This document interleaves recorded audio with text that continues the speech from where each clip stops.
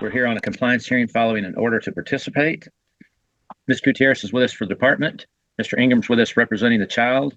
Ms. Rudd is with us substituting for Mr. Jackson, representing Mr. Lovelace, and I assume Mr. Lovelace and Ms. Clay are together. Yes. So, okay.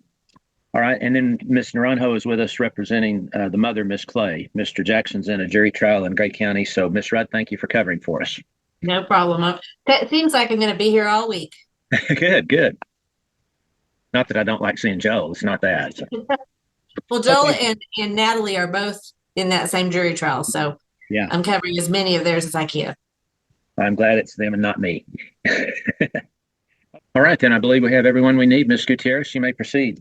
Thank you, Your Honor. The department calls Elaine Lucero as its witness. And as the FBSS worker, are you helping to keep track of the parents' progress on the order for required participation back in August 2023 for these family? Yes, ma'am. Okay. Can you let us know what progress Allison Clay has made? Yes, Allison has continued to maintain sobriety. We had a negative drug screen this last month. Currently, we're working on getting a parenting class started. There was some issues on our end with the payment being sent properly, so we're working on that. Has applied for benefits through the Department of Health and Human Services, and she's been approved for that. So I know that has helped quite a bit financially as far as the family goes.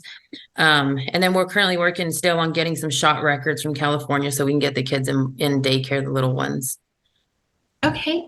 And in regards to her counseling, has she started her individual counseling yet? She was able to get her and Jared's schedule for the 18th. So they'll be starting that next Monday. Okay. Now, as far as her drug screening, did she have a negative urinalysis in November? Yes, ma'am. And is there anything specifically regarding Allison that the court needs to be updated about? No, as far as the family in general, we did have a couple of intakes since the last hearing. But as far as any concerns coming from those, both intakes have been ruled out. They've been addressed with the family. And so we don't have any concerns that we feel, that would lengthen this case or cause us to feel that, we're on the right track. We're not on the right track. So we're doing well. And in regards to Jared Lovelace, how is his progress going? Jared has done really good. He's continued to maintain sobriety. We were able to lift the safety plan. So at this time, he's not needing to be supervised with the children. He will be completing daily recovery, which is an intensive outpatient drug treatment next week on Monday. And that will be the same time that he'll be starting counseling. He's doing really well at work. Last week when I went to visit with him and Allison, I was told that he's looking at a possible promotion at work. And so that's been a really positive thing for them. I think just gaining some stability has been the most challenging thing, and they've been doing both really well. So. Okay. And has he tested negative for all substances as well? Yes, ma'am. Now, in your court report, you mentioned that you'll be sending the parents for a hair follicle drug screen soon. Are we asking the court to order that today? Yes, ma'am. Okay. Do we need hair follicle drug screens on both parents? Yes, ma'am. Are we also asking the court to order urinalysis drug screens today? Yes, ma'am. Now, in regards to the children, how is Chloe doing? Chloe's doing well. She's continued to attend counseling with her therapist, and they're making some headway. So it's taken a little bit, but they are making some headway. She's doing well in school. I was told just a couple of weeks ago that she was asked to compete in the spelling bee, and so she's at the top of her class in her spelling. So she seems to be doing pretty good. That's fantastic. How is Titan doing? Titan is doing good as well. He's worked really hard. According to Allison, this last 6 weeks has really got his grades up, and so showing some improvement at school. Okay. And Silas? Silas is doing well. He's staying home with Allison and just being a kiddo. Now, in your court report, you mentioned that he did not qualify for ECI due to his age. Yes. Are there any sort of developmental things, like physical developmental things that he needs help with that ECI screened him for? Well, it's speech and occupational therapy is what they looked at, and they didn't feel like he qualified for either. Like he was meeting those developmental milestones. And for Aiden, did the same result happen? He's meeting his milestones and he doesn't need ECI right now. Is that correct? Yes. And actually with Silas, I think he's just out of that age range. They don't test over 3 years old. And so I think he's just out of that age range. So. Okay. Now, are we asking the court to continue the order to participate? Yes, ma'am. And are we also asking for the next hearing to be early February? Yes. All right. Pass the witness. All right, thank you, Mr. Runho. Ms. Lucero, is the only services that Ms. Clay needing to complete is the counseling and the parenting classes? Yes, and I also spoke with Wendy through her FIS worker, and they're thinking that they will be close to having them completed with their program at the end of January as well. So just between those 3 things. I'll pass the witness. All right, thank you, Ms. Rudd. So Jared is doing everything that he's supposed to be doing. The family is making the progress they're supposed to be making. Do you have any concerns, or is there anything else that Jared needs to do between now and February to get this case closed? Just the counseling. I think he's completed pretty much everything else, but it's just the counseling that we lack. I'll pass the witness. All right, thank you, Mr. Ingram. No questions. All right, then, Ms. Gutierrez, anything further from the department? Nothing further, Your Honor. We just asked that the OTP be continued and that the drug screening be ordered. Okay, all right, thank you. Mr. Runho, did you have any witnesses today? No, Your Honor. All right, thank you, Ms. Rudd. No, Your Honor. All right, Mr. Ingram, recommendations? Just continue with the order. Kids are doing well. No concerns. Okay. All right, then I will order that the parents continue working the services that have previously been ordered. I will order both parents to both Hairstrand and UA drug screen by 4 p.m. today at Care Express in Amarillo. And I will set the next compliance hearing for February 12th, 2024. That will be by Zoom, just like today's hearing. So parties and attorneys can go on the court's online docket a day or two in advance of February 12th to see what time we'll actually have that hearing. Sounds like things are going well. Hopefully that will be the last hearing we have to have in this case. So. All right, Ms. then we will Gutierrez stand for in department. recess. Mr. Ingram is with us. Mr. Runho is with us representing the father, Mr. Collin. Mr. Runho, he's not in my waiting room. Were you expecting him? Yes, Judge, he just contacted us. He's having trouble logging in. We just resent him the Zoom information. Okay. And Mr. Taylor is still in the hospital. He's not with us representing the mother, Miss Hart, and she's not in my waiting room. So we'll wait to see if Mr. Collin joins us, and then we will proceed. Oh, I'm sorry. We've got 2 fathers. Your Honor, since Bill is in the hospital, do we need to look at resetting? I think we've got another several weeks before our compliance, or our deadline to have the compliance. Yeah, hearing. we could. That's fine with me. I think Haley tells me that his wife had sent out a couple of emails trying to get somebody to cover and never heard back. So, yeah, I mean, that's fine. If nobody objects, we'll just reset it. And then maybe Mr. Taylor can either be with us or find somebody to cover, and Mr. Collin can join us next time. So, all right. How far out do you want to move this, Teresa? The deadline to have this is 90 days from the order being signed, and it was signed on October 13th. So let me pull that date just a second. We'd have to have it by January 11th. Now that's going to be tricky with our dockets, Your Honor, unless we're looking, I mean, it might fit on the 8th. The 8th is packed. I think it would be better to put it on a different docket. I don't know if we could have a Friday docket for that. Or we could do it. We could do it on a Friday. We could always do it at 8:30. I can't imagine it'd take more than 30 minutes to do. You know what? I think that would be a great idea. And let me check this order real quick to make sure I'm right about running from the date of signature. Okay. Oh, it says a date not later than 90 days after the rendition of it. So it was ordered on I'm showing, yeah, September 29.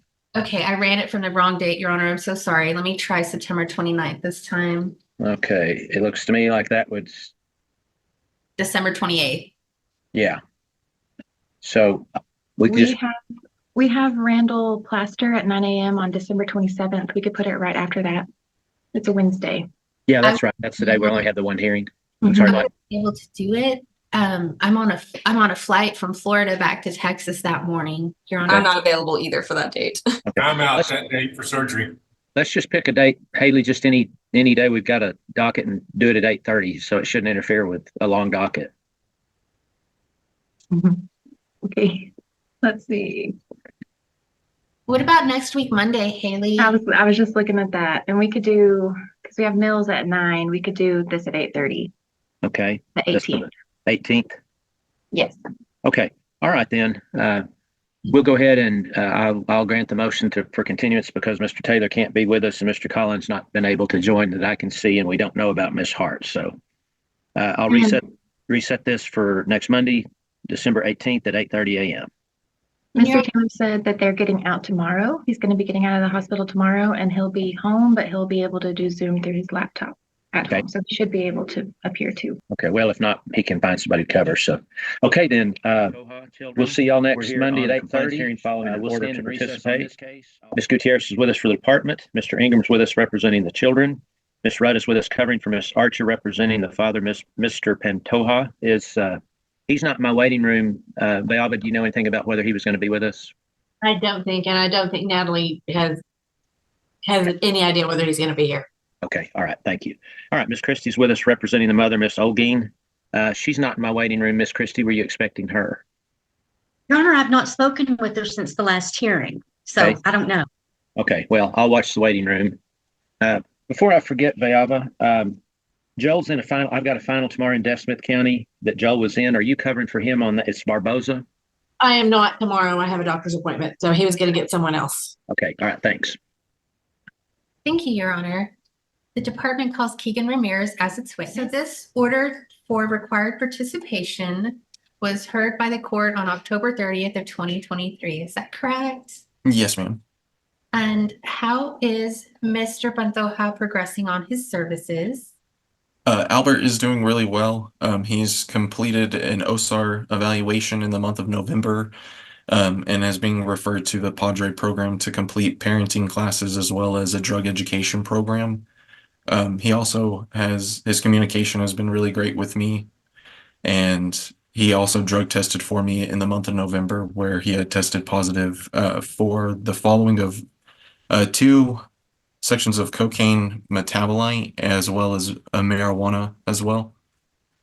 And are we asking the judge to make Mr. Pantoja's participation in the Padre program an order of the court? Yes, ma'am.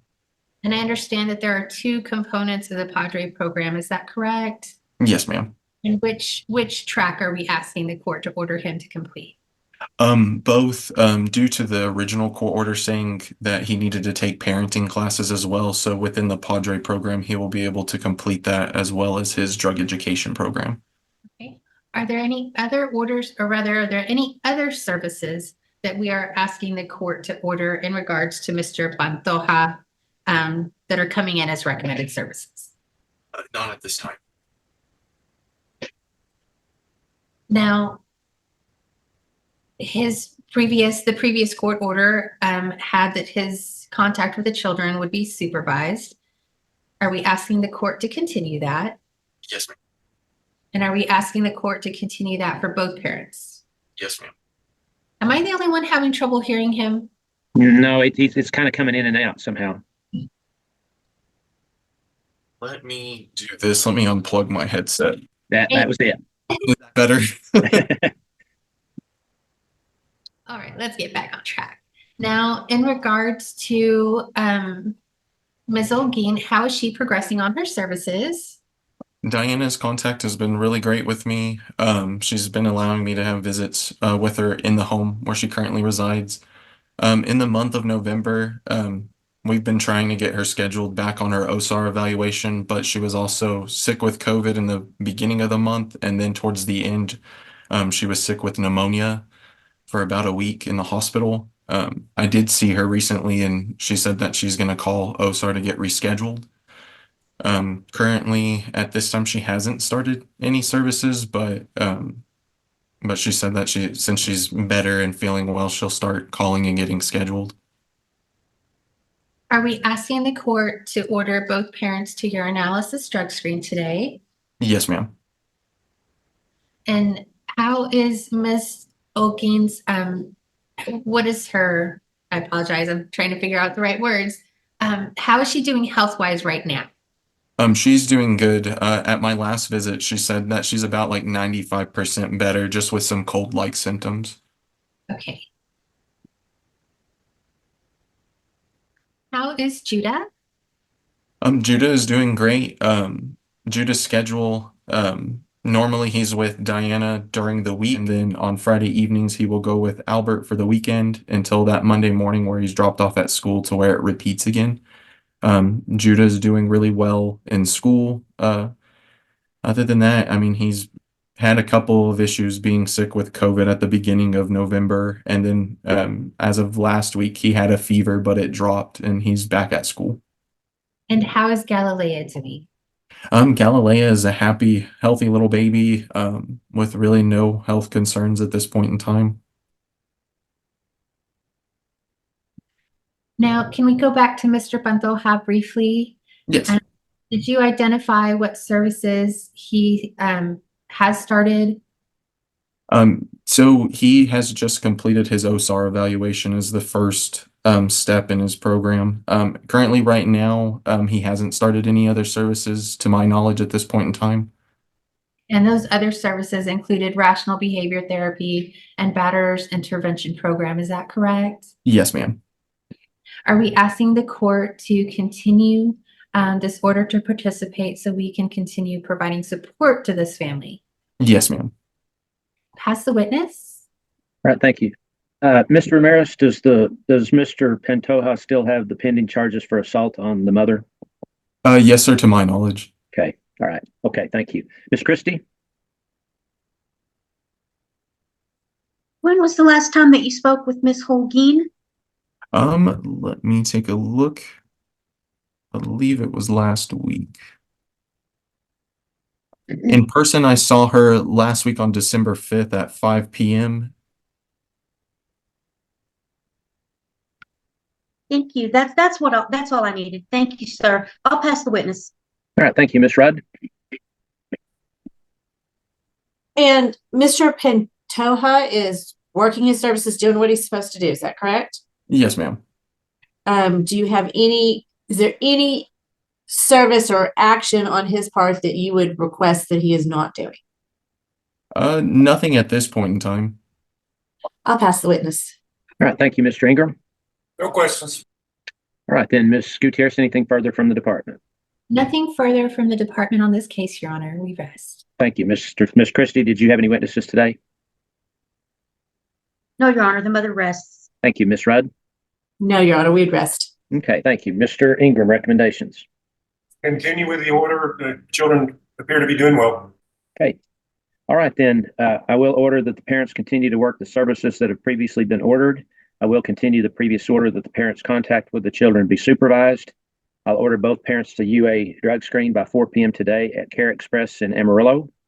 And I will order that Mr. Pantoja complete the parenting and drug education programs through the Padre program. Ms. Gutierrez? I apologize. I forgot an additional request. Keegan, are we asking that those drug screens be monitored? Yes, ma'am. Okay.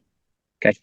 All right. Then the UA drug screens both parents have been ordered to do by 4 p.m. today will be monitored by staff with Care Express. All right. How far out do we want a compliance?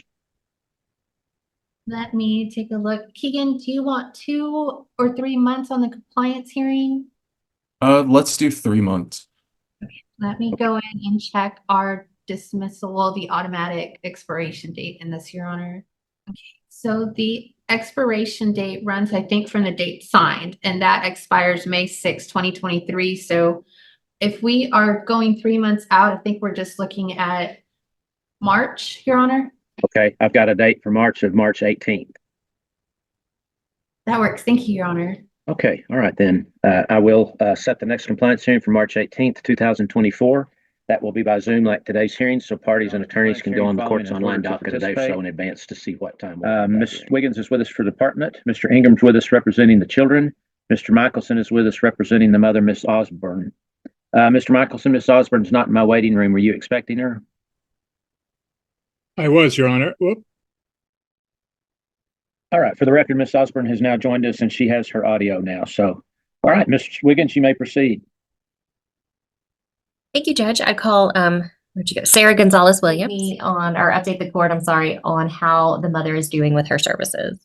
Yes, Miss Osborne has actually completed the intake with Texas Panhandle centers that she was supposed to take for her mental health.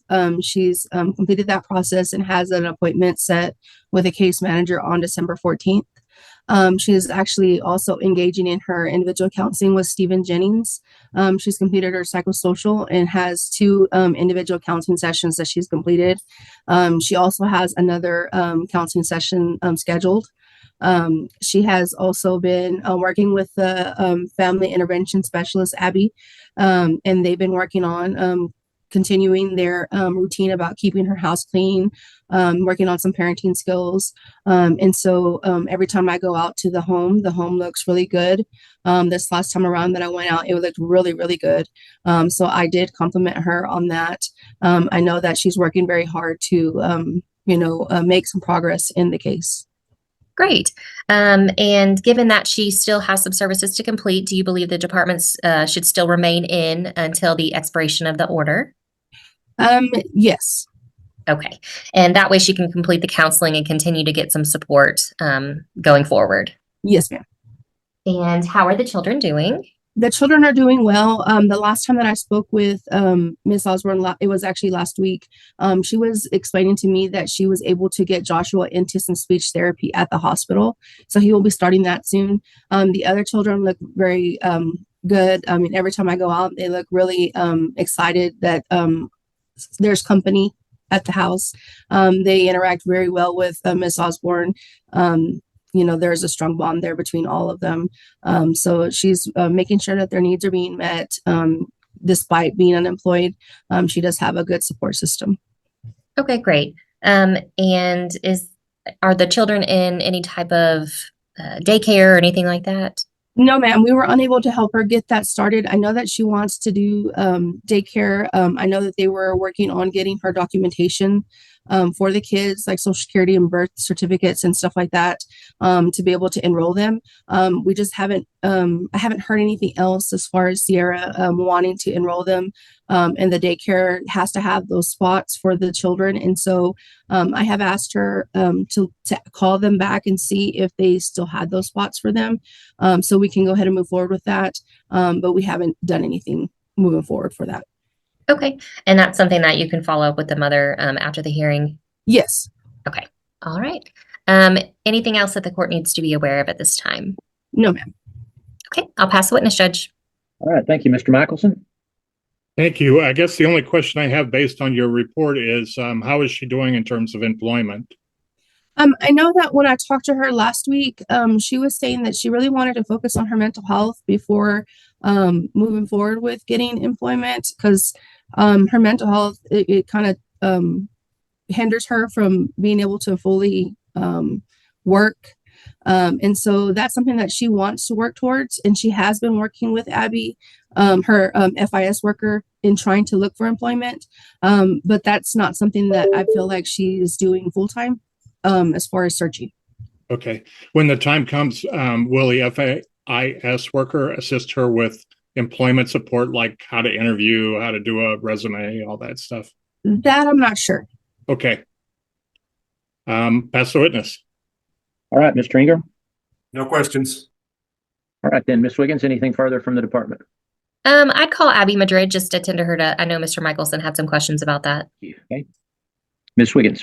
Thank you, Judge. Ms. Madrid, how have you been helping Ms. Osborne on her employment? Right. So I have helped her apply to Walmart and a few restaurants as well. She hasn't heard back from them. Like Sarah said, she is trying to focus on her mental health right now. So I'm just trying to find her like a little part-time job. She has talked about maybe working a few hours during the nighttime just because her mom will be home. So she'll have that support system there while she's at work. We have called Walmart and they said to give them 2 weeks ish, and then they will let her know if she gets an interview or not. Okay. And do you help with interview skills or I guess dress or anything like that for interviews? Yes, I will. Okay, perfect. I'll pass the witness, Judge. All right, Mr. Michelson. You're muted. No questions based on the testimony. Okay, thank you, Mr. Ingram. No questions. All right, Ms. Wiggins, anything further? No, Your Honor, we rest. Thank you, Mr. Michelson. Any witnesses? No witnesses, we rest. Thank you, Mr. Ingram. Anything to add today? No, so just continue with the order. The children appear to be doing well. All right. Ms. Wiggins, did you want a compliance hearing? Yes, Judge. Just early February, if we could. I've got February 12th. Okay, that'll work. I think this expires February 20 something, so. Okay. Yeah, I think so. I show February 27th. Okay, then I will order that Ms. Osborne continue to work the services as previously ordered, which she has been working. And I'll set another compliance hearing for February 12th, 2024. That will be by Zoom like today's hearing, so parties and attorneys can go on the court's online docket a day or so before February 12th to see exactly. Ms. Gutierrez is with us for the department. Mr. Ingram's with us representing the children. Ms. Lucero is with us representing the mother, Ms. Michener, who is with us.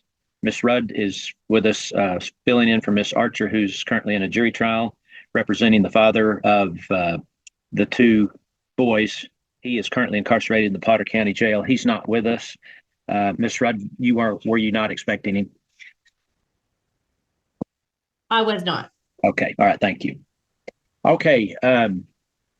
Michael Michener is in the waiting room. He's not a party. He's asked to be sitting on the hearing. If anybody objects, I can refer him to the YouTube channel. Does anybody care? I assume that he is the father to Emberly.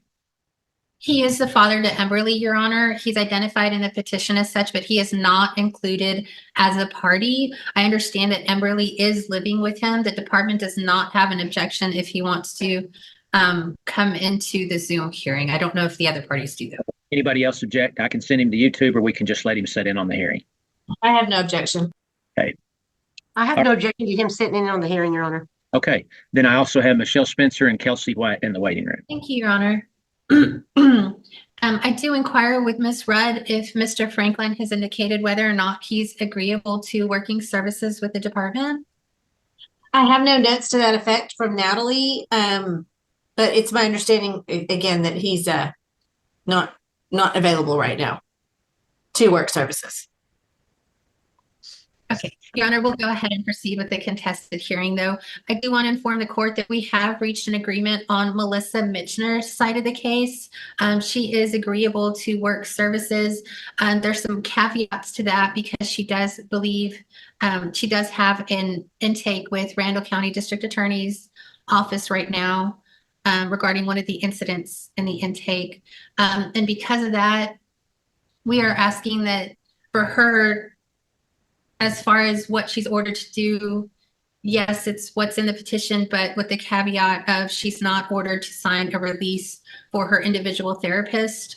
And I think Ms. Lucero was going to check to see if there's a psychiatrist we need to get that restriction on, but she's agreed to as well provide a letter from her individual therapist once that gets going to confirm that she's participating, as well as on her medication from whoever the provider is for the medication. Is that correct, Ms. Lucero?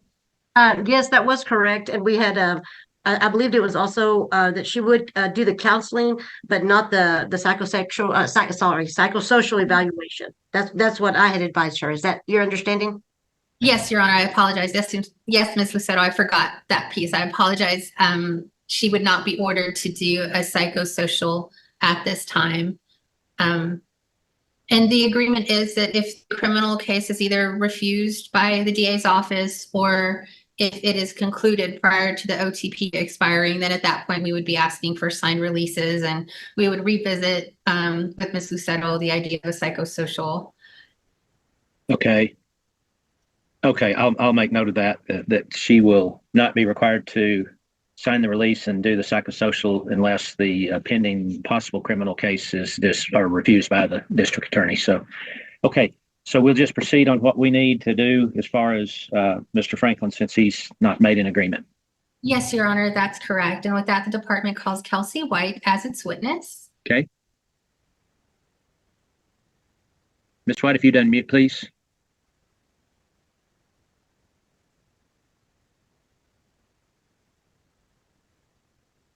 All right, thank you, ma'am. Ms. White, if you'd raise your right hand. Do you swear the testimony you give will be the truth, the whole truth, and nothing but the truth? I do. All right, thank you. Ms. Gutierrez? And have you conducted an investigation regarding the mother, Melissa Mitchner? Yes. And who is the father of the children? There's two fathers, correct? Michael Mitchner is the father of one, and then Kelly Franklin. Okay, so Mr. Mitchner is not a party to the case, is that correct? Right. But we are including Mr. Franklin as a party to the case, is that correct? Yes. When did the department receive its allegation? We received our report. Oh gosh, I'm so sorry. I just drew a blank. In September 3rd, I believe, of 23. And what were those allegations? There were concerns of neglectful supervision due to an incident. Okay, can you briefly inform the court what the intake described that incident to be? Yes, we received 2 intakes. Both of them basically were concerns that Melissa was either under the influence of something or falling asleep at the wheel, and the kids were observed in the car, and then they were in a car accident shortly after. Now, Ms. Mitchner has agreed to work services, is that correct? Yes, ma'am. Okay. Now, during your investigation into that intake, did you have an opportunity to interview Kelly Franklin? I did. What date did that interview occur? I interviewed him on, oh gosh, November 16th or 15th, the 16th of 2023. Okay, great. And how did he respond when you informed him of the intakes? He was aware of the situation. He did say that he is interested in the boys, like whenever he gets released. But as of right now, he wasn't in a position really to actively come get them or act protectively at the moment. Okay. Did he express concerns about Melissa taking her prescription medication correctly? Yes. Did he also talk about his criminal history a little bit? He did. And when you interviewed him, was he in Potter County Jail? Yes. Are you aware of what charges are pending against him, if any? I believe domestic violence. And did he indicate that Melissa had had some significant health problems in the recent past? Yes. Is it your understanding that that he was aware that Melissa was struggling with raising the boys on her own? No, I'm going to object to leading. Stain? Okay. Ms. White, what concern did Mr. Franklin state regarding Melissa and the kids? He said that he basically just said over and over that he feels like she's overwhelmed. The situation where they were living in the camper that they're living in, and that she was struggling to kind of make ends meet and handle the boys on her own. Did Mr. Franklin indicate when the last time he saw the boys was? Yes, I believe it had been prior to him being picked up. Your Honor, at this time, we offer petitioners Exhibit 1, a prior complaint and judgment from 2018 for burglary of a motor vehicle. Okay. Objections? No objection. No objection. Right, petitioner's 1 is admitted. And the department next offers petitioner's exhibit number 3, an indictment, a certified copy of an indictment out of Potter County. And that's for, let me see here, unauthorized use of a vehicle. All right, objections? No objection. No objection. Your All Honor, right. I also asked the court to take judicial notice of the enhancements in that indictment. All right, so noted, and petitioners 3 is admitted. Thank you, Your Honor. Ms. White, do you believe that a parent's choice to commit crimes can interfere with their parenting? Yes. If a parent is incarcerated or in county jail, does it compromise their ability to be protective of the children? Yes. Does it also prevent them from maintaining contact with the children during that time? Yes. And if the children are in a neglectful situation, does the parent's incarceration prevent them from protecting the children from that? Yes. Pass the witness. Well, thank you, Ms. Lucero. Ms. White, if the judge ordered the parties to participate in services, will you be the worker on this case or who will be? The case will be transferred to family-based safety services, so I will be involved for that initial assessment, but then it would go to a family-based worker. Okay, and we don't know who that'll be, right? Is that correct? Not at this time. And will that individual reach out to Ms. Mitchner and go over the Correct. services that she needs to? Okay, all right. I'll pass the witness, Your Honor. All right. Ms. White, are the 2 girls currently still placed with mother? The 2 boys, yes, they're still with mom. Oh, I'm sorry, boys, not girls. I'm sorry. Okay. All right, Ms. Rudd, any questions? No questions, Your Honor. All right, Mr. Ingram. No questions. All right, anything further of this witness, Ms. Gutierrez? Not of this witness, Your Honor, but if I may ask if there's an Officer Kasdorf now in the waiting room? No, ma'am, I don't have anybody in the waiting room. Okay, if we could, I guess, just take a brief break and give him a little bit of time. I understand that about 11 o'clock, he was booking somebody into jail. Okay, all right, we'll take a break and we'll wait and see if anybody shows up in my waiting room. Thank you. Uh-huh.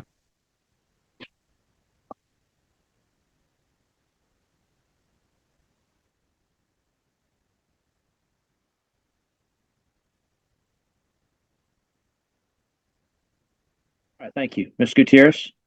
Thank you, Your Honor. Officer Kasdorf, who do you work for? Amarillo Police Department. Are you a certified police officer? Yes, ma'am.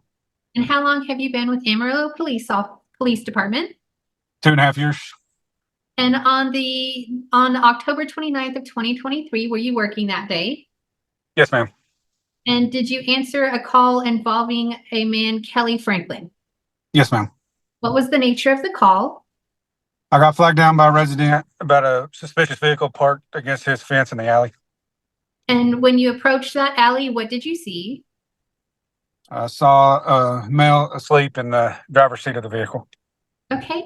And did you make contact with that man? Yes, And what was his name? it was Kelly Franklin. Now, at some point, did you observe Mr. Franklin acting oddly? Yes, as we were trying to talk to him, he started reaching around the vehicle and acting really odd. Okay. And based on that, what was your next step? Then we were trying to get him to get out of the vehicle, and he kept refusing, and then just kept reaching around the vehicle, trying to postpone us from getting him out of the vehicle. And when you finally got him out of the vehicle, what was observed inside the vehicle? Well, he opened the door to get out, and as he did that, he took a baggie of white crystal substance out of his pocket and tried to stuff it in the console before he got out of the car. Okay. And was anybody else in the car with him? No, he was by himself in the vehicle. Was he arrested that night? Yes, he was. I apologize, that day. Yes, that day. What was he arrested for? Possession of a controlled substance prior to group 1, less than an ounce. And what was the controlled substance that was involved? Tested positive for methamphetamine. Pass the witness. All right, Mr. Sherry. I don't have any questions for the officer, Your Honor. All right, thank you, Ms. Rad.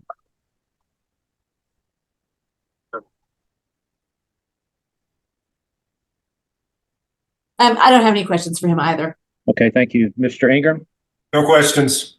All right, Ms. Gutierrez, anything further of Officer Castro? Nothing further for him. We appreciate him coming to testify. Okay. All right, then, if no objections, officer, I'll go ahead and remove you so you can go about your afternoon's business. Thank you for your testimony and thank you for your service. Thank you, sir. Uh-huh. At this time, the department rests, Your Honor. Okay, thank you. Ms. Lucero, any witnesses? No witnesses, Your Honor. All right, Ms. Rudd, any witnesses? No witnesses. Mr. Ingram, recommendations? Yes, sir. I believe the motion should be granted. An order to participate should be issued. Kids seem to be doing fine. Okay. All right, Ms. Gutierrez, do you want me to, are you asking that I go ahead and order services for Mr. Franklin to begin when he's, if he's released from incarceration, or do you want me just to order services for mother today? If you would order both parents to complete services or work services, Your Honor. Additionally, we are asking for Mr. Franklin to sign a release of information for the service providers. I think we included that in our petition, but not in the actual affidavit. Other than that, we are asking for services according to our petition, with the caveat of the our agreement with Ms. Lucero for Ms. Mitchner not to do the psychosocial and not to sign releases for her individual therapist or a psychiatrist if it's a psychiatrist prescribing medication. Okay. All right, then. Okay, then I will order the services for both parents as contained in the department's petition. With the exception, I will approve the agreement reached that Ms. Mitchner will not be required to sign the release or undergo a psychosocial unless the possible pending criminal charges against her are refused by the district attorney's office. All right. Do you want a compliance hearing, Ms. Gutierrez? Yes, Your Honor. How far out? To be within 90 days. Let me see here. Kelsey, Michelle, do we have a preference for 2 months or 3 months out on a compliance hearing? That will be with the ongoing worker, but I think 2 months probably. Okay, I've got February 12th or March 18th. So February 12th, if that works for everyone. Yes, Your Honor. Okay. Okay, then I will set the compliance hearing on this case for February 12th, 2024. That will be by Zoom like today's hearing, so parties and attorneys can go on the court's online docket a day or two in advance. We're here on an adversary hearing. February 12th. Ms. Wiggins is with us for the department. Mr. Ingram's with us representing the child. Mr. Baldwin is with us, the alleged father, represented by Ms. Christie, who is with us. Ms. Grant is with us representing the mother, Ms. Hood. She is not in the waiting room. No, yeah, she is now. There she is. Let's get her in. Sorry, Judge, we had this for 12:30, so that's our fault. We were visiting beforehand. Okay.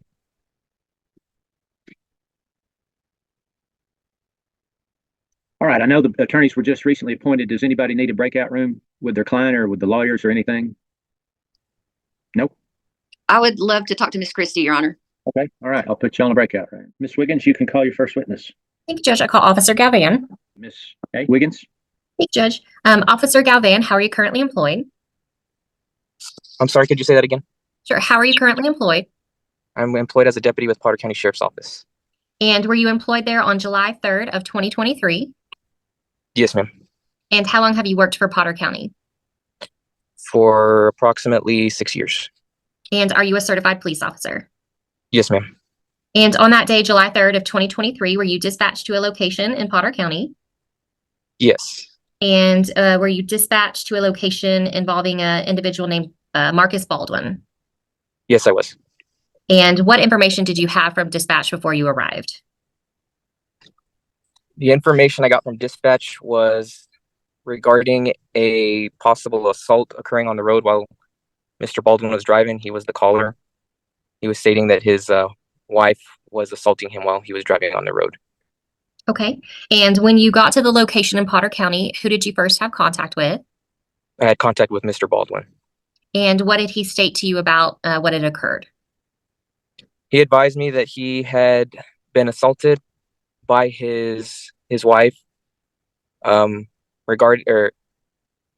they were headed to a CBD store and they got into an argument in which he advised that she had begun assaulting him while he was driving.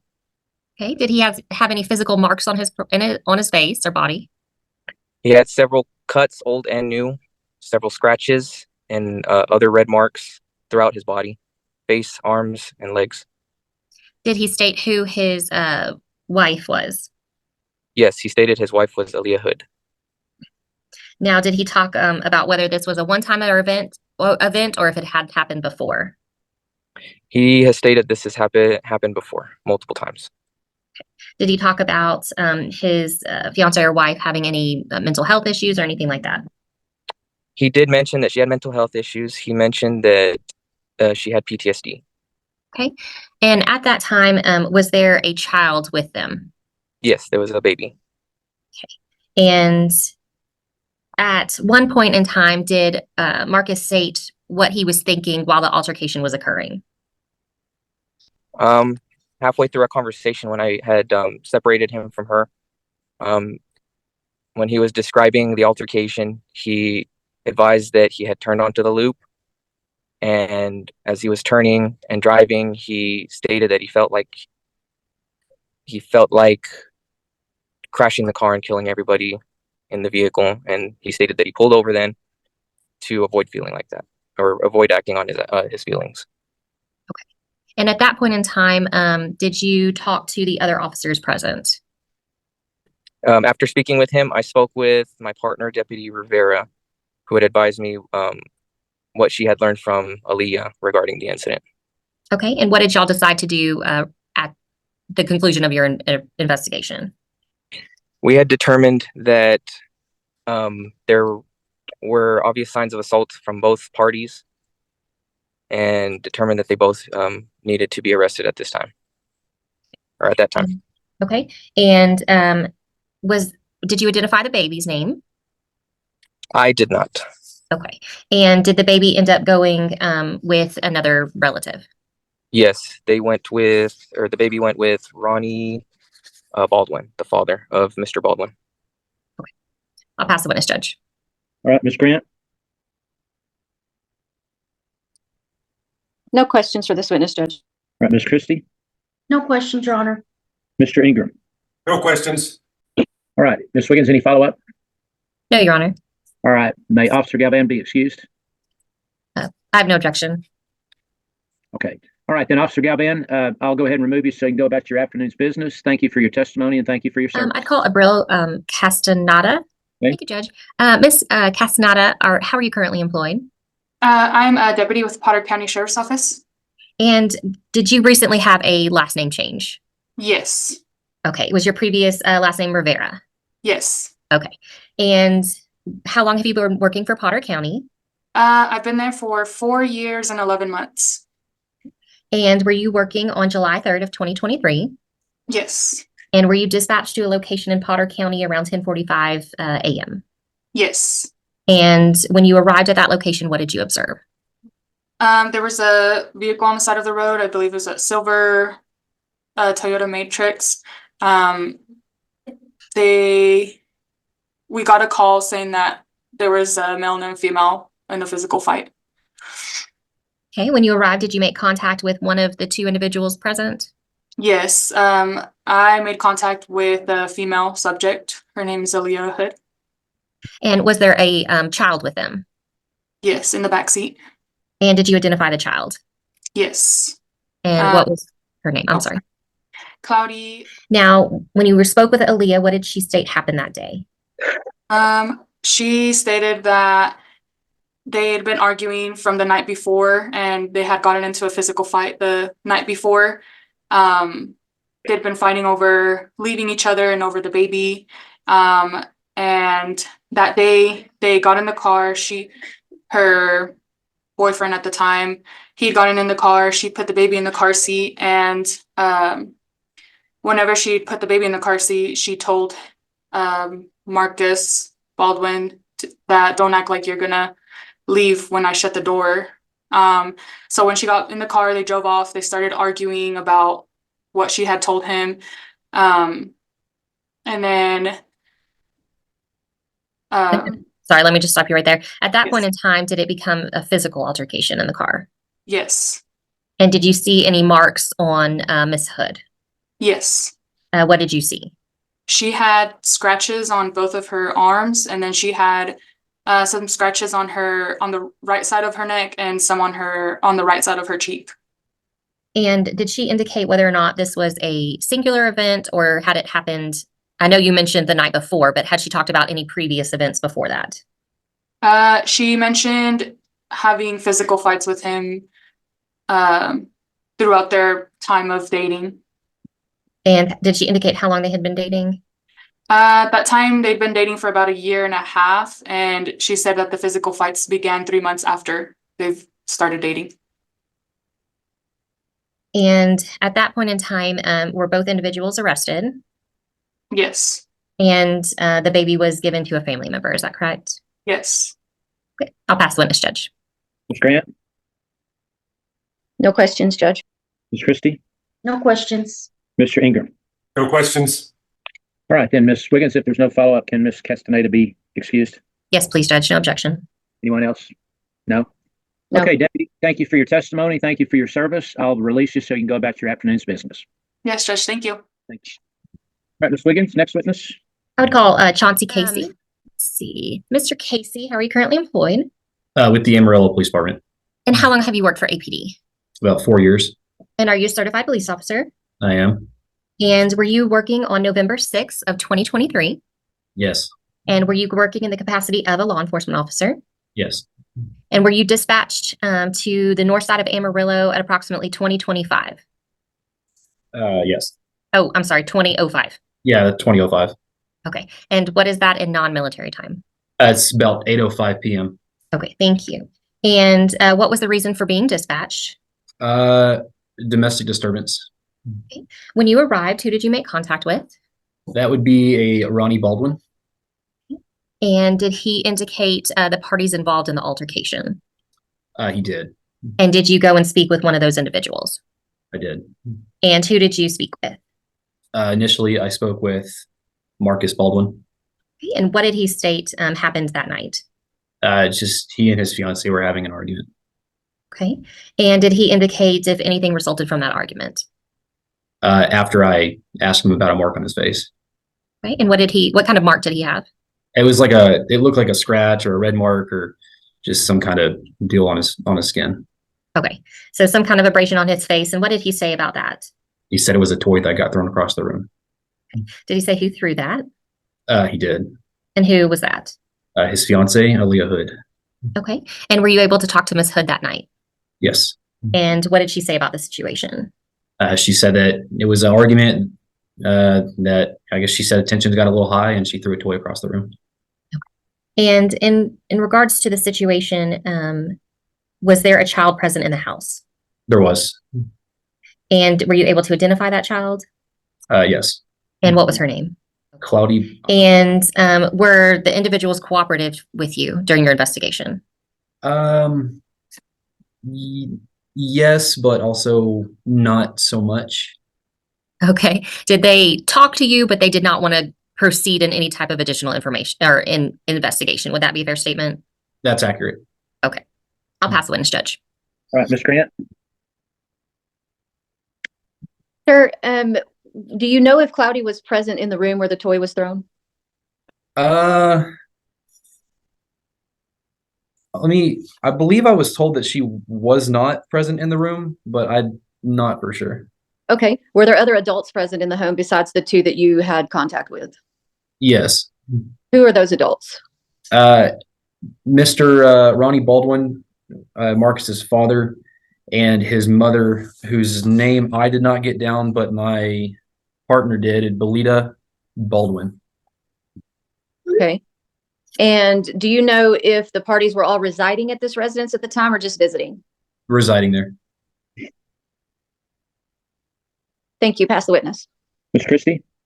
Was the baby injured? Not that I'm aware of. Pass the witness. Mr. Ingram. No questions. All right. If there's no follow-up, can Officer Casey be excused? I have no objection, Judge. No objection. Okay. All right, Officer Casey, thank you for your testimony. Thank you for your service. I'll remove you so you can go about your afternoon's business. Thank you, Judge. Thank you. Officer Johnson, how are you currently employed? I'm a police officer with the city of Amarillo. Okay, and how long have you worked for the APD? Almost 3 years. Okay, and were you working in that capacity on November 19th of 2023? Yes, ma'am. And were you dispatched to a location at approximately 1540 hours? Yes, ma'am. And why were you being discharged or dispatched? I was dispatched because there was a physical domestic disturbance in progress. Okay, and when you arrived at that location, who did you make contact with? Aaliyah Hood. And how did she appear at that point? She was sweating and basically out of breath and talking very fast. And did she indicate what happened just now? She stated that her and her living boyfriend got into an argument. Okay, and was there a child present? Yes. And in fact, was she holding the child while you were speaking with her? Yes, ma'am. And did the mother, Miss Hood, have any physical abrasions or anything, any marks on her body? Yes, ma'am, she did. And what did she have? Can you explain or describe those? She had a freshly busted lip. She had scratches and bruises and scrapes and everything, like from head to toe on her body. And did she indicate who had given her those injuries? She said she basically said that Cloudy, the 8-month-old baby, did. Okay. Did she ever state anybody else later did that? Yes, she said Marcus Baldwin did. Okay. And let's see, did she talk about any physical altercations in the past? Yes, she did. And what did she say about that? She said about a month ago, prior to us being called out there, that they got into a physical altercation. Now, at that point in time, were you able to talk to her about her relationship with Mr. Baldwin? Yes. And did she indicate what she perceived as her relationship ending or continuing, or how did she respond to that?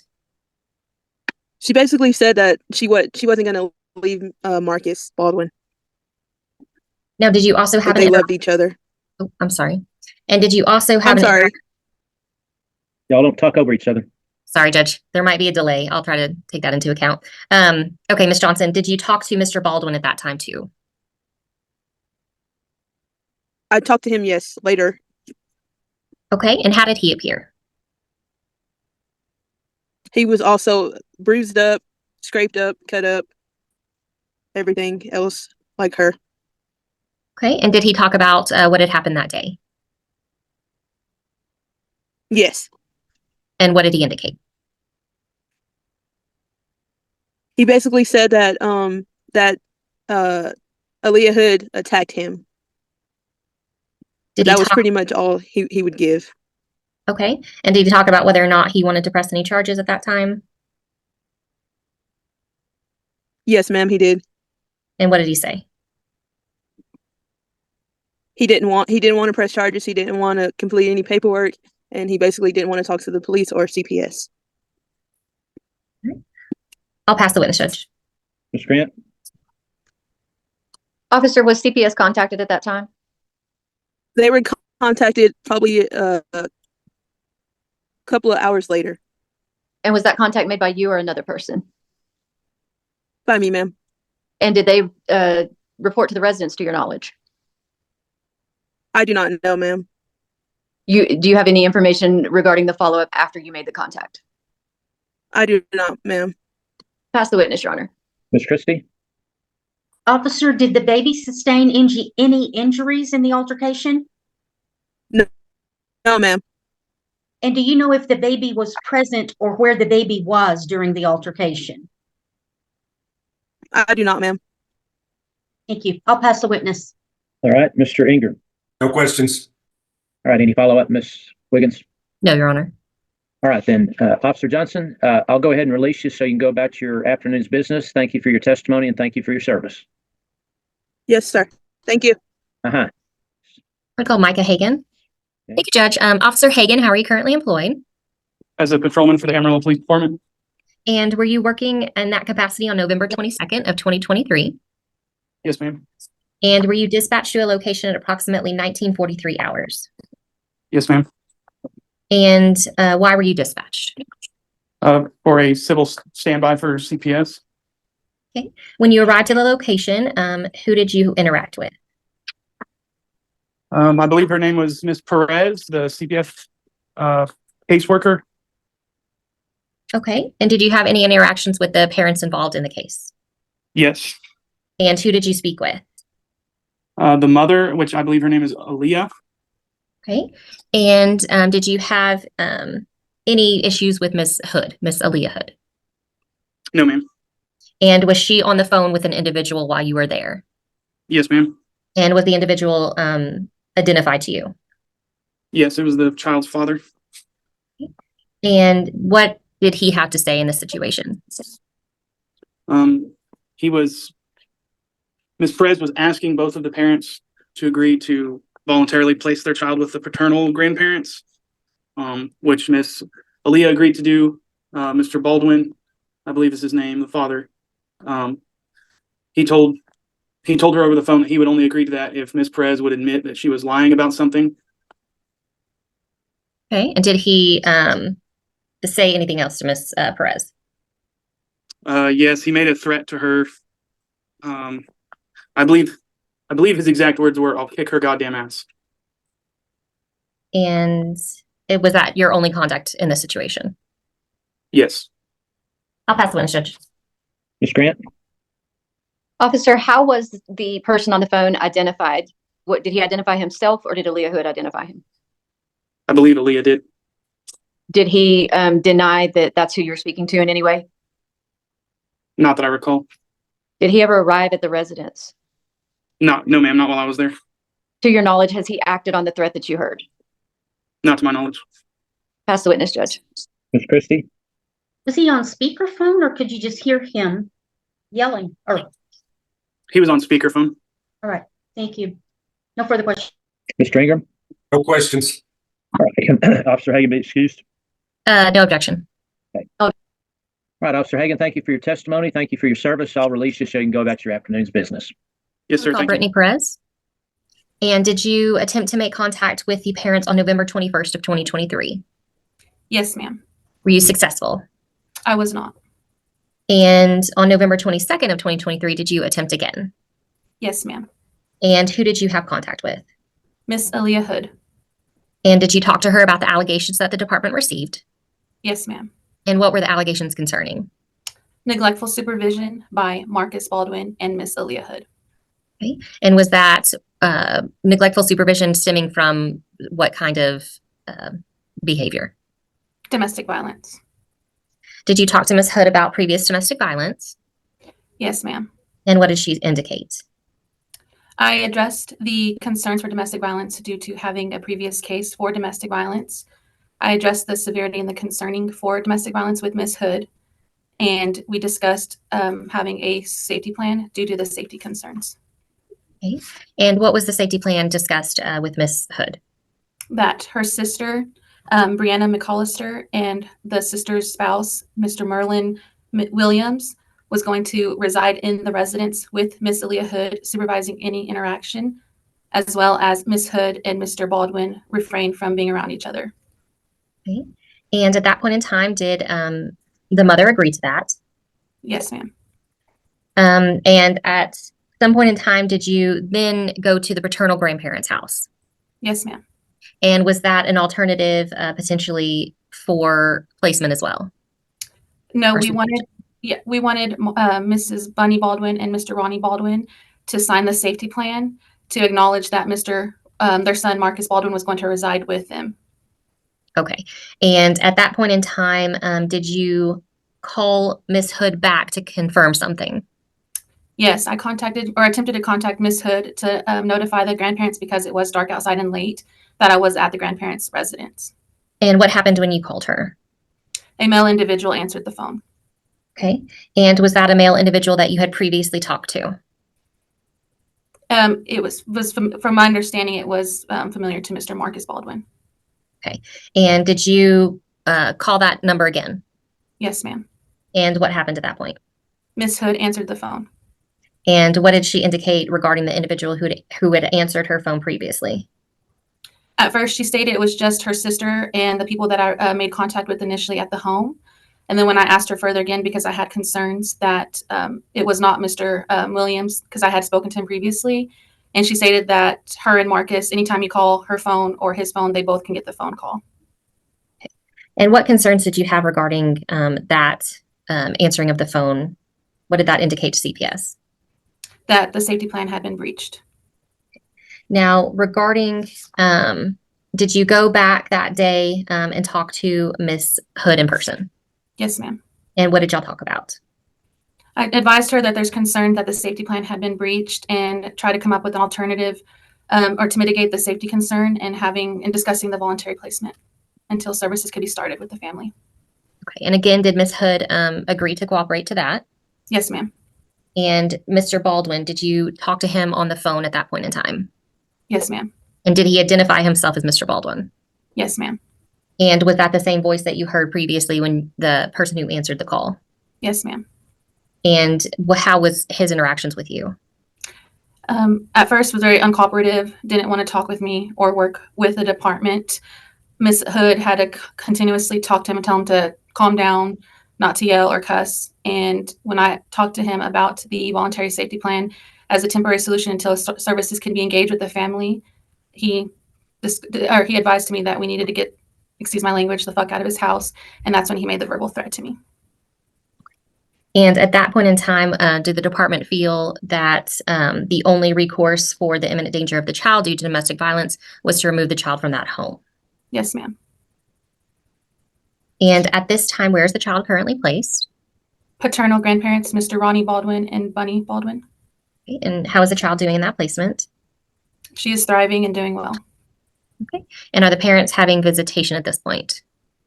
Visitation started the week of the 28th of November, and they're doing 1-hour supervised visits at St. Francis, as well as a 30-minute weekly FaceTime that is being supervised by St. Francis.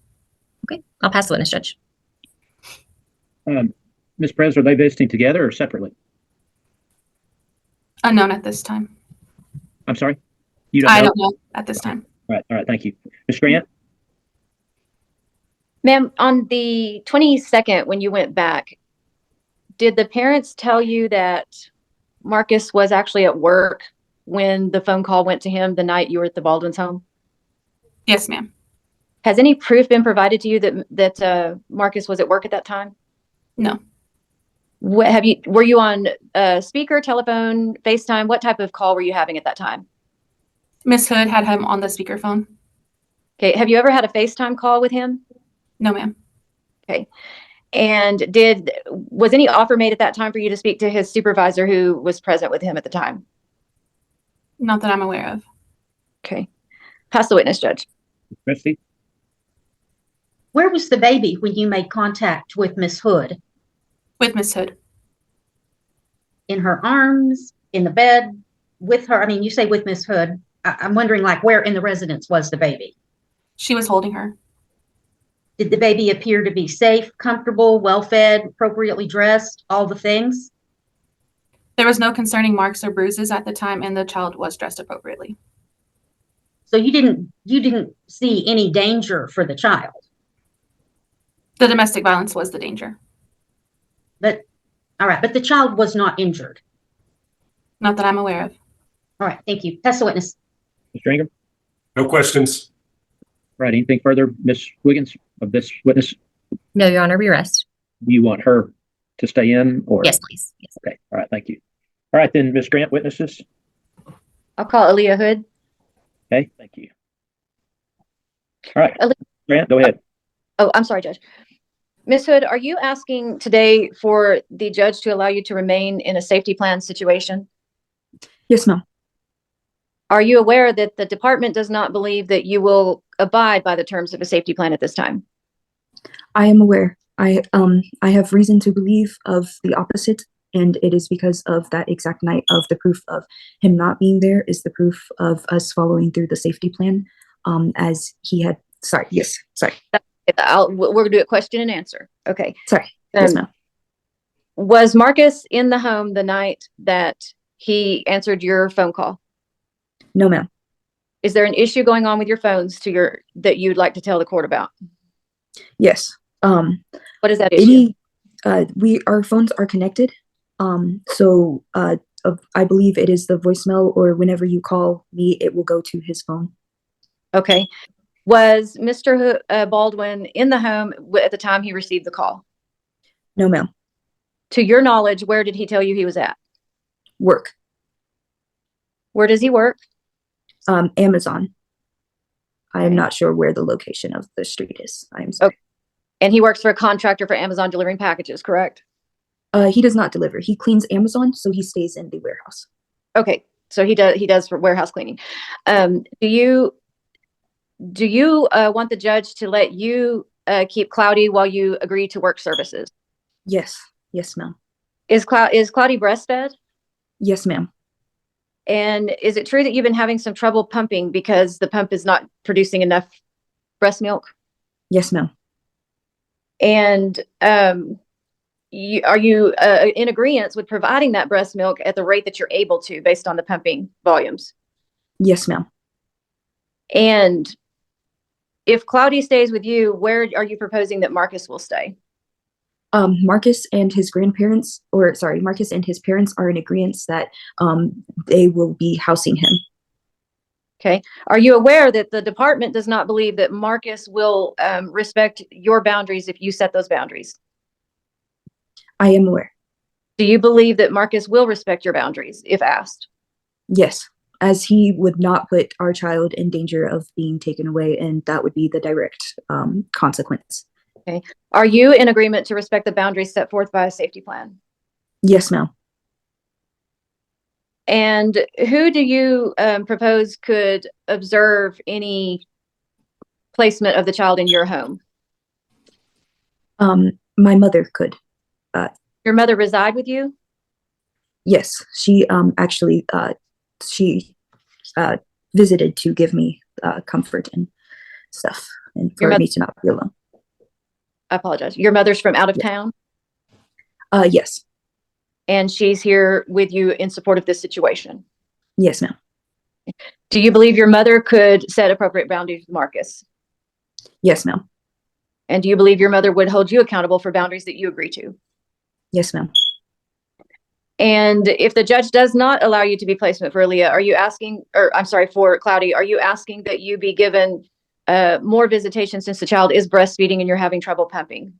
Yes, ma'am. Are you in agreement to have any contact you have with the child supervised by anybody the court designates? Yes, ma'am. Are you in agreement that you would travel to see your child if the court would allow more contact? Yes, ma'am. So would you be willing to go to the grandparents' home if they became placement to breastfeed your child? Yes, ma'am. And would you be in agreement that none of your contact would be during Marcus' presence in the home? Absolutely. Yes, ma'am. Perhaps while he's at work? Yes, ma'am. Okay. Pass the witness, Judge. Ms. Wiggins? Ms. Hood, what is your mother's name? Amanda. Thank you. Yes, ma'am. And were you present when the officers were testifying? Yes, ma'am. And do you agree that there has been domestic violence in the past between you and Mr. Baldwin? I do. I'll pass the witness, Judge. Thank you. No questions, Your Honor. Mr. Ingram? No questions. Ms. Grant, any other witnesses? No, Your Honor, we rest. No, thank you. Ms. Christie, witnesses? Your Honor, I'll call Marcus Baldwin. Did you hear the testimony of Aaliyah Hood? Yes. And are you willing to have CPS place Cloudy in Miss Hood's home and you reside with your parents? Yes, 100%. And if the department does that, you are willing to have no contact with Miss Hood, no unsupervised contact with the baby, and to follow all the rules of CPS? Yes, ma'am. And are you asking the court today to place the child back in the home of Miss Hood? Yes, ma'am. All right, I'll pass the witness. Ms. Wiggins? Mr. Baldwin, do you also acknowledge that there is domestic violence between you and Ms. Hood? Yes, ma'am. I'll pass the witness, Judge. Ms. Grant? Sir, are you willing to engage in services as designated by CPS to resolve the issues in the home? Yes, ma'am. Pass the witness. All right. Anyone else have further questions for Mr. Baldwin? No, sir. No, Your All Honor. right. All right, Ms. Christie, any further witnesses? No, Your Honor, we rest. Mr. Ingram, any witnesses? No witnesses. Mr. Ingram, recommendation? Believe it to be in the child's best interest that the department be named as temporary managing conservator, placement to remain as is with the paternal grandparents. Child's doing well in placement. Ms. Christie, have you had a chance? I've been informed today that Mr. Baldwin signed an acknowledgement of paternity. Have you had a chance to visit with him yet about that, whether we want to adjudicate him today or do it at a future hearing? I've not spoken with him about that, Your Honor. If we could put that off to a future hearing, that would be great. Okay, great. Okay. Thank you. All right, then, based upon the evidence I've heard today, I will continue the department as temporary managing conservator, continue the child's current placement. I'll order that all contact between either parent and the child to be supervised. I'll order that the parents not have visitation with the child at the same time. I'll set the status hearing in this case for January 22nd, 2024. That will be by Zoom like today's hearing, so parties and attorneys can go on the court's online docket a day or two in advance to see exactly what time we'll have that hearing. All right, we'll stand in recess on this case. For those of you involved, I'm going to take a quick break adversary hearing before I start another. Ms. Wiggins is with us for the department. Mr. Ingram is with us representing the children. Ms. Lucero is with us representing the mother, Ms. Casillas, who I believe is with us on the phone line. I believe I've picked the right one, ending in 887. The alleged father, Mr. Rodriguez, is with us. Let me go ahead and get this out of the way first. Mr. Rodriguez, if you'd unmute. Yes. All right, Mr. Rodriguez, you have been pled in this case as what's called an alleged father to these two children. What that tells me is that you were not married to Ms. Casillas when these children were born. Is that correct? Yes, not legally married. Yes. Okay. All right. Were you at the hospital when these two kiddos were born? Yes, sir. Do you remember anybody from the hospital staff giving you paperwork to sign called an acknowledgement of paternity? I think so. Yeah. Yeah, I remember signing papers for them. Yeah. All right. Have we located that, Ms. Wiggins?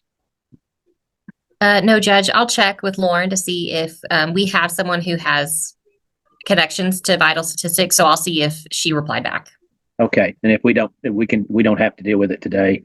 Mr. Rodriguez, if we don't find those acknowledgments of paternity, then you are still what's called an alleged father. If that is the case, then you have the absolute right, if you choose, to have paternity testing to prove that you are or you're not the biological father of these children. Do you understand that? Yeah, we've already gone through this with Nehemiah, so I already know Nehemiah's 100% mine, and I'm not doubting anything on Elijah either. So, but I did sign papers for Elijah. Okay, you said you've been through this for Nehemiah before. What do you mean by that? We've taken a paternity test with him, and it came back 99.9% positive. So, and I still have the paper on that stating that. So if I need to show that to you or anybody in any type of way, I can. Okay, well, I can adjudicate you as the biological father of these two children today, and if I do so, then you would be entitled to a court-appointed attorney if you can't afford an attorney on your own. Do you understand that? Yes, sir. And I already sent those papers in for that court-appointed attorney. So, because I was told that I was going to have one today, but I guess not. Haley, do you know anything about it? I haven't. I remember seeing something, but I don't think everything was filled out, so I sent it back, and we haven't gotten any revisions. Okay, yeah, you have to fill it out completely, and I get a lot of these that a lot of things are just checked not applicable. I can't even consider whether or not you're entitled to an attorney until it's filled out completely. Okay. Well, I thought I did. Mr. Ingram? Judge, this started as a motion to proceed case and then had a removal. But before we ever had a hearing on the motion to proceed, Aaron Mullinax was appointed to represent him in the motion to proceed case. Now, I don't know if that carries over once there's a legal removal or not. No, it starts over. Once you mean motion to proceed, you're talking about a participation case? Yes. Yes, sir. Okay, motion to proceed threw me there. Yeah, they're absolutely entitled to a lawyer for that, but once it goes into a removal, then they have to show that they're indigent. On the motion to proceed, it has nothing to do with indigency. So, okay, that's where we stand, Mr. Rodriguez. So, do you want me to adjudicate you as the biological father today, or you want to wait on that? No, that's fine. You can do that. Okay. All right. So then, if you'll get that paperwork back, I don't know. I had turned it in to Mikey the day she gave it to me, so she can send it over there, and she looked at it and said it was filled out fine, that it was right. So that's why I thought. Sir, I look at so many of these each week, I can't remember each one, but if I didn't Yeah, give you. no. Yeah, I understand. I was just telling you from my end. I mean, if I knew I didn't fill it out completely, I'd have filled it out before I even sent it off. But she sent it off for me and said it was fine. Okay, well, apparently it wasn't. So I'll look at it again if Ms. Morrow can find it, but I will be sending it back to you if there's some reason that it did not get filled out completely. All right. All right, then let's start by saying I will go ahead based on Mr. Rodriguez's testimony today. I will find that Mr. Jonathan Rodriguez, is in fact the biological father. I know I have quite a few investigators on this one, Judge. If you could bet, I was told by Miss Lucero that mom is in agreement, but I don't know if she wants to elaborate on that, and I don't know if Mr. Rodriguez wants to know what that means. Okay, Miss Lucero. Yes, Your Honor. I had spoke with Ms. Casillas a few times, and we went over everything, and she was willing to work services to try to have her, her children returned to her. So she's in agreement. Okay. All right, Mr. Rodriguez. What that means is what Ms. Casillas has agreed to today would be that the department would continue as temporary managing conservator of the kids. Their placement would be continued as of today. I don't know where they're at yet. We'll need to get to that.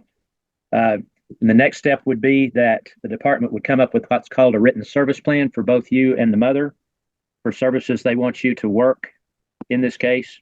The next hearing we would have would be what's called a status hearing. At that hearing, we go over those service plans, and then if the court orders you to work certain services, that's where we come up with that. You have the right to show up, or by then you may have an attorney and argue why you should or should not have to do some of those services. So that's either that, or we just go through all the testimony today and the court decides whether to continue the department as temporary managing conservator. Okay. So that's your choice. We can have this hearing today, or you can, like the mother did, agree that the department will continue as temporary managing conservator as of today. Yeah, I'll go with what she's doing. I mean, I that's fine with me. Okay. All right. I will. On the paperwork you filled out, did I have a good phone number and a good address for you? Yes, it should be. Yeah, that should be my accurate phone number and address. So. All right. And did you have an email address that you put down? Yes, I'm pretty sure I did. Yeah, I have an email. Okay. All right. Well, we'll pull that up again, and I'll look at it again. And if it's filled out enough where I can make a decision on whether the court finds you're indigent, I'll make that decision. And if you do qualify, then we'll notify you by one or maybe more of those means: phone, address, email, who your attorney is. And if that happens, then it'll be your responsibility to contact the attorney so that you can set up an appointment. Okay. Okay. Judge, yes, sir. I think I was thinking of someone else. I don't think that I did receive his. Who did you say that you gave it to, Mr. Rodriguez? Well, they call her Mikey, Miss Little. Her first name is Letha, but they call her Mikey. But we'll be sure to get it from her. Yeah, I had taken it to the CPS office here in Pampa because at first she had told me I can take it to the county clerk's office here in Pampa, and they would do it, but they told me they weren't able to do it because it was Randall County. That's okay. We can get it from her. Thank you. Okay, and she said that she had sent it off to you guys that day whenever I turned it in, and that was like it had been at least 2 weeks ago. That's why, I mean, they gave you bad advice all the way around. The county clerk's got nothing to do with where it should have gone. Yeah. Yes, sir. Exactly. Like I said, I went, and I kind of found that funny too because it was in Randall County and we're Gray County. So, but yeah, I mean, yeah. I wasn't gonna argue with nobody. No, listen, I understand. It's certainly not the first time I've heard that before. So. Yes. All right. I just need to know from someone where the children currently placed, what type of facility, and what city or county. Children are with a paternal grandmother in Tampa. Okay. Thank you. Okay, then, as I said, I've already found based on Mr. Rodriguez. Hey, Lorraine, Lucero, can I say something? Sure. You're on. I know the kid stays with grandma, okay, but which is not a problem at all. But my concern is if these kids need to go to the doctor, will she please take them? Because apparently they've already missed 4 appointments this week. Okay, that's all I'm asking for her is for her to take them to the doctor. The doctors called me 4 times this week, and they've been rescheduling back to back. I mean, is there anything that I can do to take these kids to the doctor? I just muted her. She wouldn't be quiet. Okay, it does. Right. Excuse me, Miss Lucero. Excuse me. All right, who's your worker on this case, Miss Wiggins?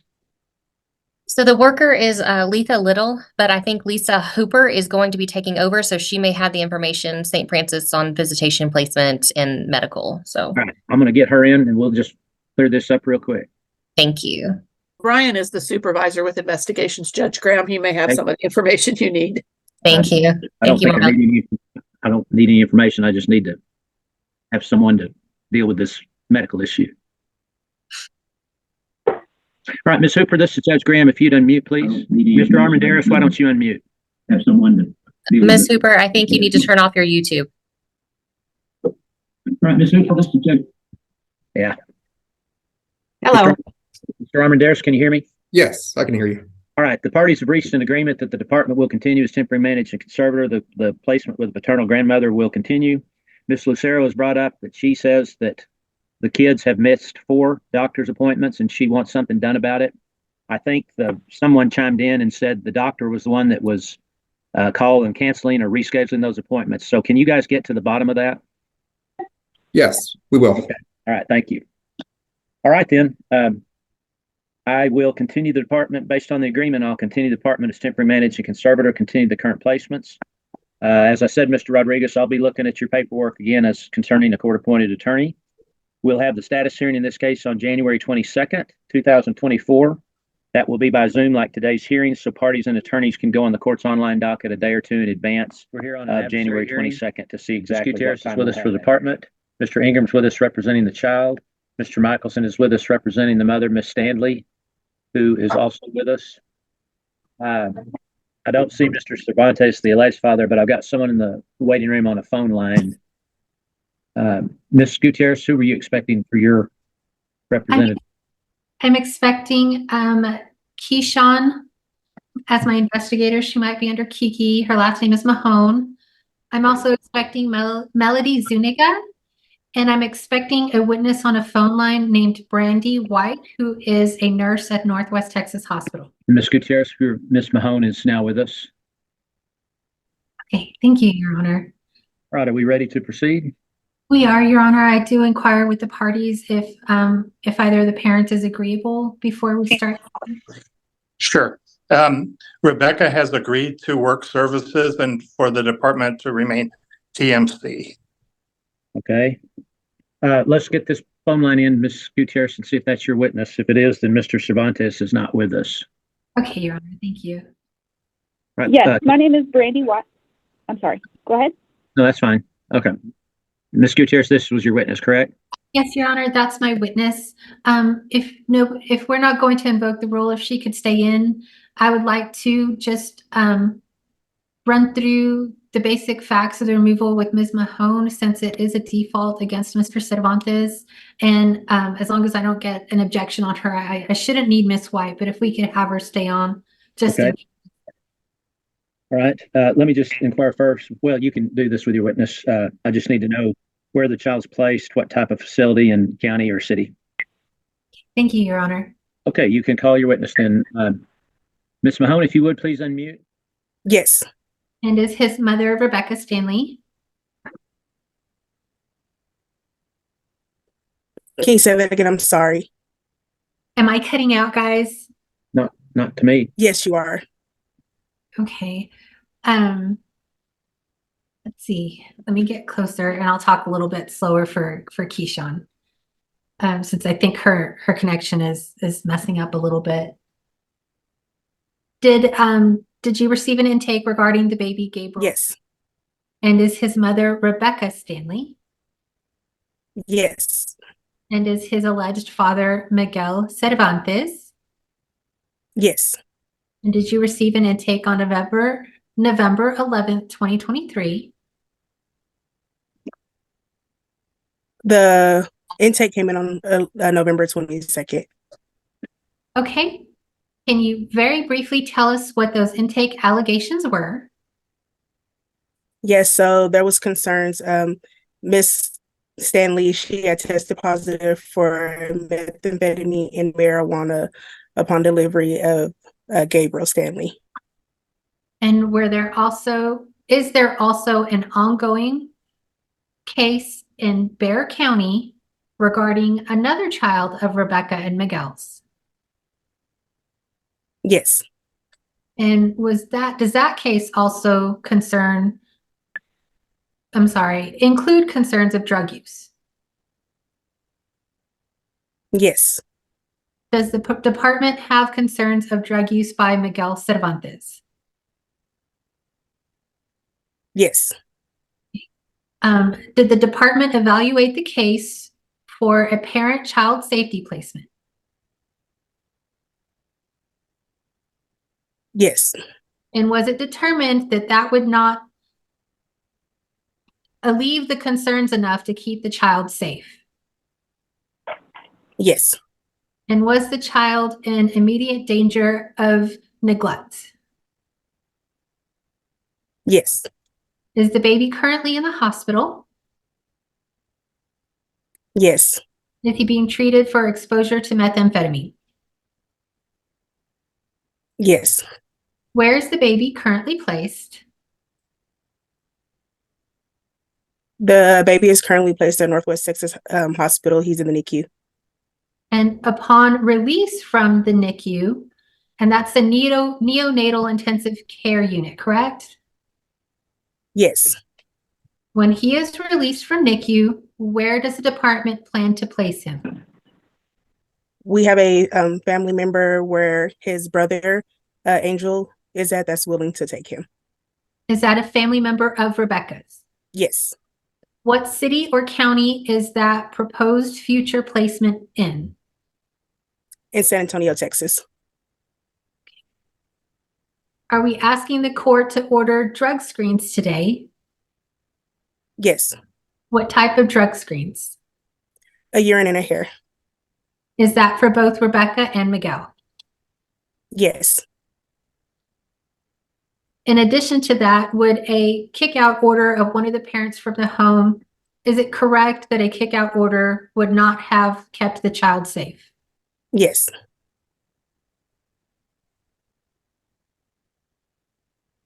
Has the witness? Mr. Michelson? Ms. Mahone, just for clarification, you indicated that there was a prior CPS case that's in Bexar County? Yes. Okay, pass the witness. Mr. Ingram? No questions. All right. Ms. Gutierrez, any other witness? No other witnesses, Your Honor. We ask if Miss Brandy White, who's on the phone line, can be released. Yes, you can. Okay. Ms. White, this is Judge Graham. Can you hear me? Yes, I can hear you. Okay, I appreciate you showing up. But we're not going to need your testimony today. I'm sorry that we've kept you longer than we should have. So you're free to go, and thank you for your cooperation. All right, thank you. Thank you. Thank you, Your Honor. And I'd also like to inform the court that there is an ongoing CPS case currently in Bexar County for a different child of both Rebecca and Mr. Cervantes. I will forward, I think I have the petition for that case. I will forward that to Mr. Michelson and to Mr. Ingram for their information. Okay. All right. Mr. Ingram, recommendations? Continue department as temporary managing conservator. Okay. All right, then I will approve the agreement that was reached between the department and Ms. Stanley. I will continue the department as temporary managing conservator, continue Gabriel's current placement. Based on Mr. Cervantes' request for a court-appointed attorney, he has asked for paternity testing, so that's why he did not, we have not considered giving him an attorney at this time. I will go ahead and order paternity testing for Mr. Cervantes and the child. I'll order both parents to hair strand and UA drug screen by 4 p.m. tomorrow. And I will set the status hearing for January 22nd, 2024. That will be by Zoom like today's hearing, so parties and attorneys can go on the court's online docket a day or two in advance of January 22nd to see exactly what time we'll have that hearing. All right, as far as the department and Ms. Stanley, I appreciate y'all working that out today. Children. We will say in review filed by the department. Ms. Gutierrez is with us for the department. Casa is with us. Mr. Ingram's with us representing the children. Ms. Lucero is with us representing the mother, Ms. Lancaster. And Mr. Adams is with us representing the father, Mr. Warren, who's incarcerated. Ms. Lucero, I don't see your client. Were you expecting her? Your Honor, I have not been able to contact her since I found out about this hearing this morning, so no. All right, I don't have anyone in the waiting room. So this case was set for 4 o'clock. It's now 4:03. Ms. Gutierrez will proceed in the parent's absence. Thank you, Your Honor. I'd like to just share with the court that I've verified that the children are only placed with mother. It is not a monitored return. And that the dismissal date on the case is, let me see here, February 17th of 2024. Okay. With that, the department calls Tim Koval as its witness. Right. And currently, Chloe, Kelsey, and Bud are all placed with their mother, Elena Lancaster. Is that correct? Yes. What events have transpired very recently that we are asking the court to now move the children? On Sunday, there was an altercation that occurred in the home between Elena Lancaster and 3 children. Your Honor, I'm going to object to hearsay unless he has personal knowledge. Okay. Tim, have you talked to any of the children in this case? I have not talked to the children yet. I do have a report from the intake. Okay. Your Honor, we're kind of in an emergency situation. I apologize to the attorneys again that we have not had more time to put this together. Let me try a different line of questioning. Okay. Tim, where's Miss Lancaster presently? He's presently at the pavilion. Okay. And are we asking the court to approve moving the children at this time? Yes. And where would we place Chloe?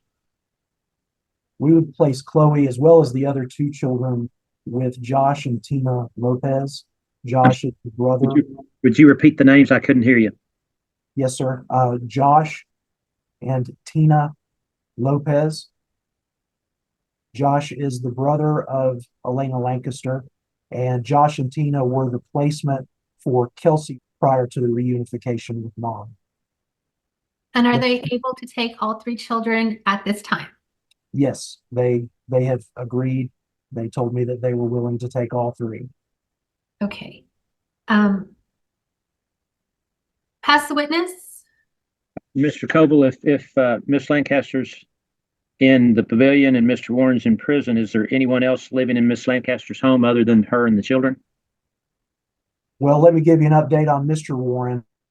Toby Warren is no longer incarcerated. Oh, okay. He was in the Amarillo Transitional Living Center for a few months and was released mid-November.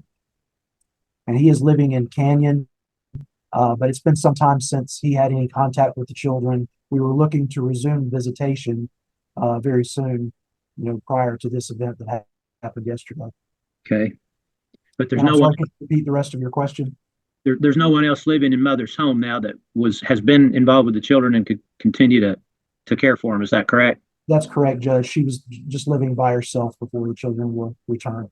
Okay. So we've got no choice but to do something immediately. Yes, Judge. Okay. All right. Okay. Then Miss Lucero. And just to be clear, Mr. Koval, Josh and Tina Lopez, previously the kids have been placed with Elena's sister. Is that right? At one time, they were with Elena's sister, Sarah Lancaster, and then they had to be removed from that home because of an incident involving other children, not the children that are in this case. Okay. And do Josh and Tina Lopez, do they reside here in the area? They do. They live in Amarillo. Okay. And do you know, well, have you or anybody in the department, have they had any contact with Elena? Since yesterday? Yes. I have not. Okay. I attempted to call the hospital, but there's a code that they assign to a patient and that hasn't been provided to us. So we're having a little bit of difficulty, getting through the red tape so that I can speak with her. Okay. And once she's released from there, is the department going to, what is the plan? Is there a plan going forward at this time, or are y'all just kind of trying to figure things out? We're trying to figure things out at the moment. This has been a fast moving series of events. Okay. I'll pass the witness. Thank you, Mr. Adams. No questions, Your Honor. I just like to let the court know that I did talk to my client today. And as Mr. Koval said, he is out of prison, but probably is not in a position to take the kids at this time. Okay. All right, then. Mr. Ingram, any questions? No questions. Okay. Ms. Gutierrez, anything further? Not at this time, Your Honor. I think our final hearing is scheduled for January 29th, 2024. I'll get with my client and see if, I'll go ahead and ask the court now at this point. Do you want to sign an order for mediation? I think previously we were all under the impression that we were headed towards, reunification as a part of the final order. And unfortunately, it sounds like that may not be as certain as we thought it was. Do you want us to go ahead and attempt to mediate, Your Honor? Sure. I don't see that could hinder anything. So yeah, I'll make that part of my order. So, okay. I don't know, Mr. Ingram, did I ask you for recommendations yet? No, sir. Okay, go ahead. I recommend the children be moved. I'm glad that we have other family that hopefully they're familiar with. I will point out that Carla sent an email earlier today that CASA had already delivered a bunch of Christmas gifts and gift cards. I would like to really make sure that those go with the kids. Okay. All right. Ms. King, anything to add? Thank you, Your Honor. I had seen this family Friday evening, like 5 or 5:15, and through the times that they've been placed back with their mom it was October, November, and again Friday, I asked the children, even asked Chloe alone in November if she felt safe. She said she did. Kelsey really doesn't talk to me that much. She kind of keeps to herself. But the children, they are observed to be doing well. Elena seemed to be doing well. But yes, it is a concern, and CASA is in agreement with the fact that the children need to be placed with the family here in order to keep them in the area. All right, then. All right, based on what I've heard, then I will grant the department's motion. I will order that the children be placed with Josh and Tina Lopez in Amarillo. I will order mediation in this case, and I will order that any Christmas gifts that have been delivered to the children, I'll order that Miss Lancaster, when she can, turn those over to the children at their new placement. All right, as Ms. Gutierrez said, the final has already been set in this case for January 29th, 2024. We've got a dismissal date of February 17th, and this case has been extended. So just so we're all on the same page. So, okay, that was our last hearing for the day. So we will stand in recess. Everyone have a good rest of your week and have a good evening. Okay, thank you, Your Honor. Can I be put in a breakout room with CASA, Lorraine, Harry, and Marvell and Tim? It's a lot of people. Okay, hang on. Oh, and Larry too. I'm sorry, Your Honor. It might just be easier, Judge, for us to go off YouTube and you to leave. Well, okay. Since it's everybody. That's what Judge Baker tells me quite often. You can leave. My dad says that's the tail wagging the dog. Okay, I'll just take us off the live stream and I'm going to drop off. Well, I'm going to actually just, I've got to leave the courtroom. Well, Haley's in there. I'm going to go ahead and drop off so I don't need to hear any of this. And then when Haley sees that y'all are through, she can shut down our Zoom. And I'll turn my volume down so I don't hear what y'all are saying.